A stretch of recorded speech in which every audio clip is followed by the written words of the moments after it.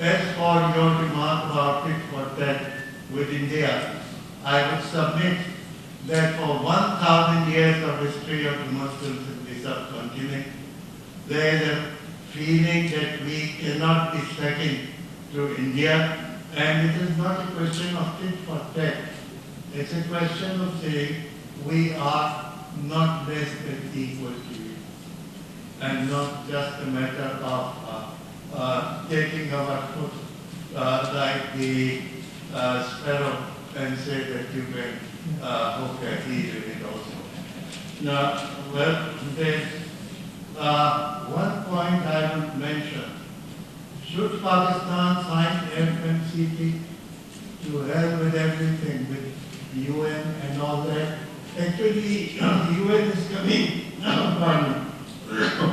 UN is coming to its end in a way when they are talking of reforms in the UN and talking of a reform Security Council in which no Muslim country would at all be included. Everyone will be relegated as third-class power. And as you see, Anand has produced a proposal of city government kind of thing through the Security Council. If that is so, then we are obviously the one thing is that you submit all your teeth down and become toothless so that we can dictate to you. Will Israel sign Fmct in any case? Now the fifth alternative presented by Mr. Chima was that we don't sign. I agree with it for the simple reason it could not be Pakistan alone, but it would be Israel also. Thank you very much, Mr. President. Thank you. Thank you, sir. By that definition, I'm just a common lady. I'm a former graduate of Pakistan Women University, currently with no other affiliation than that I have done research on this subject as part of my master's thesis. Now, I have certain observations to make. During the session, it was stated that the process would be taken outside the city. Now, I would want to posit to this honorable gathering here that if the matter is taken out of the Conference on Disarmament to the General Assembly, it would also pose a challenge to powers like the United States, because there are other significant issues like prohibition of arms race in outer space, the negative security assurances, which are on the same agenda and on which the United States is not giving, and there are certain Western powers which are not giving. So if this goes out of the Conference on Disarmament, there are stakes of the others involved, and that's why the process outside the city has not been able to gain the momentum that it was meant to. It was just a pressure that for Pakistan and for the life of the states, which has not worked well. Because we can say, and really Pakistan was not the one who was standing up.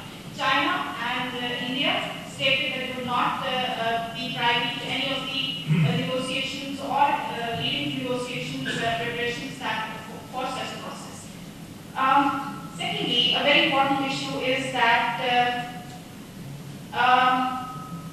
yes, Pakistan does not say that negotiations shouldn't happen at all. What it says is that negotiations, if at all if they have to happen, they should be on all four core issues in the Conference on Disarmament agenda. And this is one point which should have come out on the panel, because there are four issues: nuclear disarmament being one, prohibition of arms race in outer space being second, negative security assurances being third, and physical jail cutoff treaty being fourth. Where there has been a different process for one, the rest of the three are not being given the due consideration which they should have been given. This is the second point that I want to posit.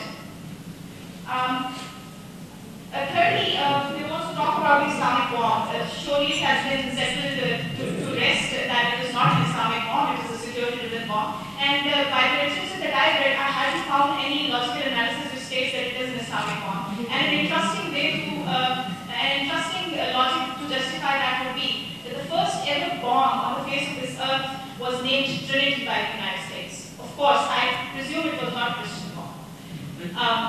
And finally, one point about Pakistan's track record rather being negative, I would say it is principle-driven. It says that equal and undiminished security for all. And this is something that has been propagated by the United Nations Charter. Thank you very much. And don't forget, welcome the military might based on Hindu mythology. Can you finally name yourself? Okay, the Prime is getting ready to respond. I'm aware of your expertise in the field and I respect your observation.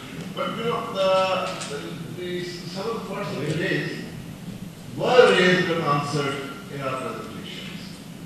Now, taking the matter out of the CD, take it to the New York, to the UN Assembly.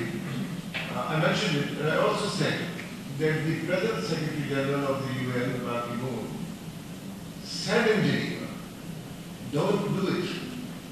He said the situation here is forcing some countries to try to take it. This would not be in the interest of the conference of disarmament in the long run. And that was more or less endorsing the Pakistani position and the Chinese position, that the sole negotiated position, as it is called, of the conference on disarmament should not be compromised. So that point is well taken. You see, sometimes larger countries, bigger powers, superpowers, float these ideas as pressure tactics. I don't say it cannot happen. It can happen, but it's not as easy as that. There are other, in fact, a more serious move was to break the rule of consensus, to find a solution to that.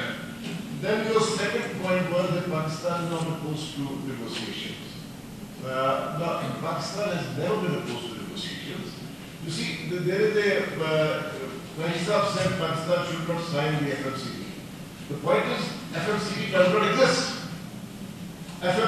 No negotiations on FMCT have begun. What is being discussed in Geneva is a work program towards the negotiations of a treaty that the UN mandated. So the whole thing is highly premature. I mean, there is no question. Now, Pakistan has certainly floated ideas which you discussed with you mentioned before. But please also do not forget that there has been very little support for the Pakistani position. And that is why it becomes very difficult to move forward.